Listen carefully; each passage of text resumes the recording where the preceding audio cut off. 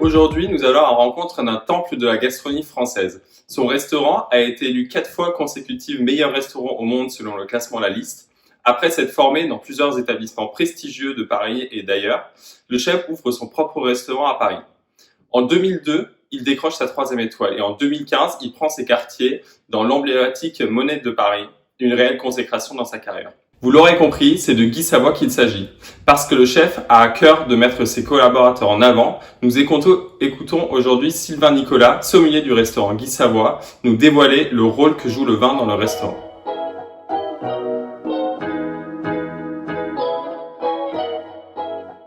Bonjour, je suis Sylvain Nicolas, le sommelier du restaurant Guy Savoy. Je vais vous parler un petit peu du rôle du vin au restaurant. Donc tout d'abord, toutes les activités qui sont liées au restaurant sont importantes et ont toutes pour but de satisfaire le client. Alors c'est vrai que le vin tient un rôle majeur. C'est le premier compagnon de la cuisine. Il peut intervenir dès l'apéritif. Il accompagne le client tout au long du repas, voire même dans quelques cas après le repas. Il est difficilement envisageable pour nous d'élaborer un grand repas sans un grand vin. Alors tout reste à définir, qu'est-ce qu'un grand vin? Un grand vin, c'est pas forcément les meilleurs crus avec les millésimes exceptionnels. Un grand vin, c'est un vin qui va vous laisser un bon souvenir, qui vous a procuré une certaine émotion, que vous avez envie de partager, qui a révélé une certaine complexité en association avec un mets bien spécifique. Je pense qu'il est, pour un restaurant, assez judicieux d'élaborer une carte des vins assez précise, avec peut-être conviction, une belle sélection de millésimes relativement agréables à boire, qui arrivent à une certaine maturité, car une carte des vins peut attirer une certaine clientèle avertie, une clientèle passionnée et une clientèle épicurienne.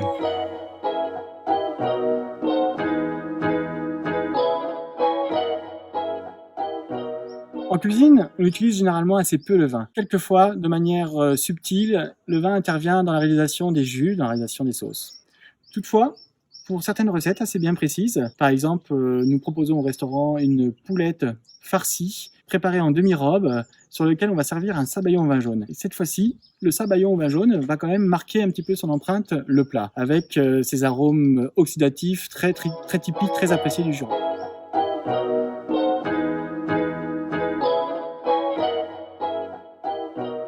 Les accords mets et vins, c'est un exercice avec lequel on aime bien débattre, on aime bien échanger avec M. Savoy. D'ailleurs, quand il juge, quand il apprécie un plat, un de ses premiers réflexes, c'est de se poser la question, qu'est-ce qu'on pourrait boire avec ce plat? Qu'est-ce que j'aimerais boire avec ce plat? Tout d'abord, on va essayer de réunir, créer une certaine relation au niveau des saveurs entre le vin et le plat. Par exemple, un Saint-Pierre rôti au four, servi avec des coquillages, on va essayer d'aller marier un Chablis grand cru, avec un petit peu de maturité, comme 2014, qui va trouver un équilibre parfait dans une ambiance un petit peu maritime entre le plat et le vin. On va essayer également d'analyser la puissance d'un plat. Par exemple, un homard rôti avec un jus de homard légèrement coraillé. C'est un plat assez puissant, riche en saveurs et peut-être il serait idéal d'aller marier un vin blanc de la vallée du Rhône, comme un Hermitage, des vins puissants, généreux, avec de belles épaules et beaucoup de personnalité. Guy Savoy, il aime bien travailler des produits un petit peu puissants, riches, avec beaucoup de personnalité. Je pense aux oursins. Et là, on propose aux clients très souvent d'aller voyager un petit peu dans le sud de l'Espagne avec un Jerez